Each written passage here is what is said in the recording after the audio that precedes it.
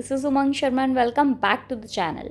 आज के इस वीडियो में हम पढ़ेंगे what is partnership deed. Partnership deed क्या होता है?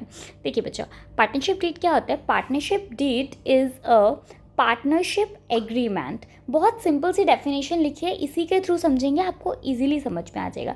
पार्टनरशिप डीड क्या होता है? एक पार्टनरशिप एग्रीमेंट होता है between the partners of the firm which outline the term and conditions of the partnership between the partners। मतलब एक ऐसी पार्टनरशिप एग्रीमेंट जो कि पार्टनर्स के बीच में होता है। अब आप ये समझ रहे हैं, पार्टनर्स मतलब दो पार्टनर्स भी हो सकते हैं, दो से ज़्यादा भी हो सकते हैं, जिसके अंदर सारी टर्म एंड कंडीशंस लिखी होती हैं। The purpose of partnership deed is to provide clear understanding of the role of each partner. Partnership deed का जो मेन पर्पज़ होता है ना, वो क्या होता है? ताकि हम जो कुछ भी कर रहे हैं, हमसे मतलब पार्टनर्स जो कुछ भी कर रहे हैं, उसकी एक क्लियर अंडरस्टैंडिंग रहे पार्टनर्स के बीच में, ताकि बाद में कोई डिस्प्यूट्स ना हो, बाद में कोई लड़ाई झगड़ा नहीं चाहिए। इससे होगा क्या? Which ensure smooth running of the operation of the firm.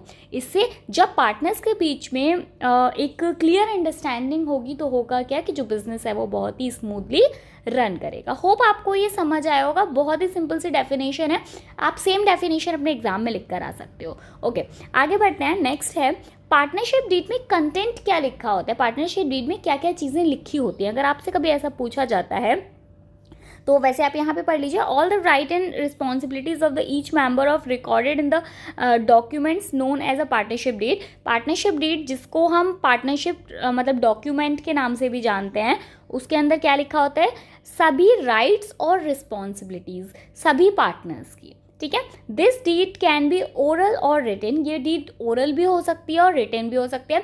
But एक चीज़ आप याद रखना, जब ओरल वाली बात आती है ना, तो फिर अगर हमारे बीच कुछ ओरली कोई मतलब हमने किसी बिजनेस को साथ में करने का डिसाइड किया है ओरली, तो फिर वहाँ पे वो ना तो हमारी टैक्स में कोई हेल्प करते हैं, हम टैक्स में कभी हेल्प ले पाते हैं। जब हमारे पास कुछ रिटन में होता है तो ओरल वाला यहाँ पे सिर्फ ऐसे ही है, बाकी मेन होता है कि ये रिटन होता है, बट ओरल भी हो सकता है। अगर कभी क्वेश्चन इस तरीके से आए कि क्या ये ज़रूरी है, दिस इज़ कंपलसरी कि जो पार्टनरशिप डीड है वो रिटन ही होगी, तो आप बोलेंगे नहीं, क्योंकि वो ओरल भी हो सकती है। हो सकता है किसी दो पार्टनर्स में अंडरस्टैंडिंग ही इतनी अच्छी है कि हाँ ठीक है चलो ओरल से काम चल रहा है।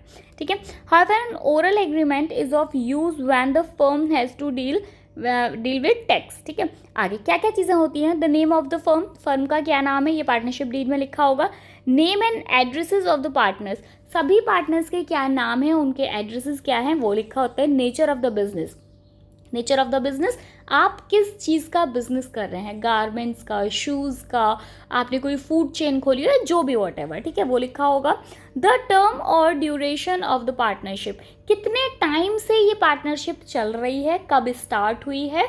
ठीक है, अगर आप किसी पर्टिकुलर टाइम के लिए पार्टनरशिप कर रहे हैं, ऐसा बहुत सारे बिजनेस होते हैं जिनकी आपको पहले से ड्यूरेशन पता है कि ये काम हमारा 5 साल में ख़त्म हो जाएगा, तो आपने 5 साल के लिए ही एक डीड बनाई है, तो वो सब इसमें लिखना पड़ेगा।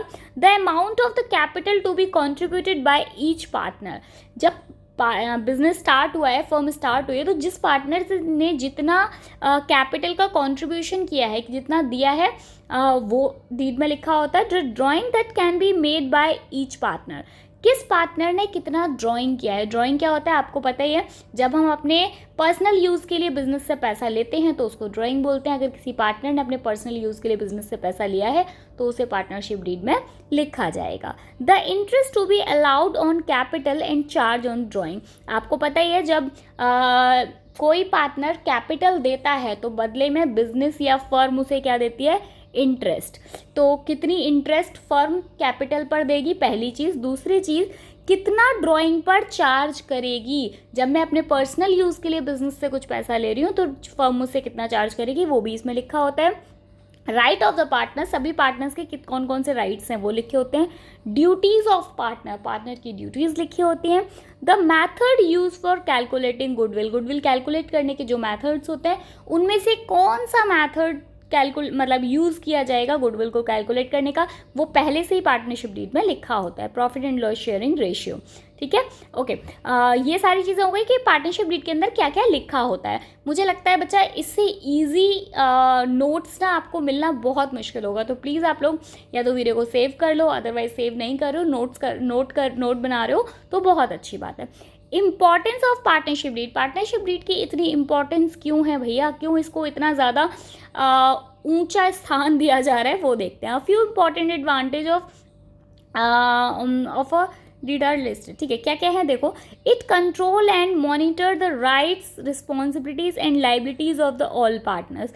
इसकी सबसे मेन इंपॉर्टेंस ये है कि ये जो पार्टनर्स के राइट्स और रिस्पॉन्सिबिलिटीज़ और जो उनकी लाइबिलिटीज़ हैं उनको क्या करता है, उनको कंट्रोल करके रखता है। कंट्रोल मतलब मान लीजिए 4 पार्टनर्स है, किसी एक के दिमाग में कुछ खुरापात चल रही है तो हम उसे बाकी के 3 लोग बता सकते हैं कि नहीं हमारे बीच में पहले ऐसा ऐसा डिसाइड हुआ था। अगर उसको समझ में आ जाता है तो बहुत अच्छी बात है, अदरवाइज आपको पता ही है फिर जो आगे लीगल तरीके से भी आप तो कोर्ट में जा सकते हैं, या वो सारी चीज़ें हम कर सकते हैं। दूसरी चीज़, avoid disputes between the partners के बीच में जितने भी डिस्प्यूट्स होते हैं, जितने भी लड़ाई झगड़े होते हैं, उनको पार्टनरशिप डीड के से ही हम सॉल्व कर सकते हैं। Avoid confusion on profit and loss distribute ratio among the partners. कोई कन्फ्यूजन नहीं, सब पहले से लिखा हुआ है कि 2:3:1 या जो भी रेशियो लिखा होगा उसमें सब पहले से लिखा हुआ है, कोई कन्फ्यूज होने की जरूरत नहीं है। नेक्स्ट है, individual partner responsibilities are maintain clearly. हर एक पार्टनर की रिस्पॉन्सिबिलिटीज़ क्लियरली मेंशन होती है पार्टनरशिप डीड में। होप आपको ये नोट समझ में आए होंगे, आपको अच्छा लगा होगा तो एक लाइक से, एक प्यारे से कमेंट से मुझे बताना कि आपको वीडियो अच्छा लगा है। मिलेंगे नेक्स्ट वीडियो में, तब तक के लिए bye bye, thank you so much and all the best. इसी तरीके के अकाउंट्स के शॉर्ट वीडियोस के लिए आप चैनल को सब्सक्राइब कर सकते हैं। बहुत सारे वीडियोस मैं ऑलरेडी डालती रहती हूँ, आप उनको देख लो, बेल आइकन प्रेस करोगे तो नोटिफिकेशन मिलेगा तो आप वीडियोज़ को देख पाओगे। Bye, thank you so much.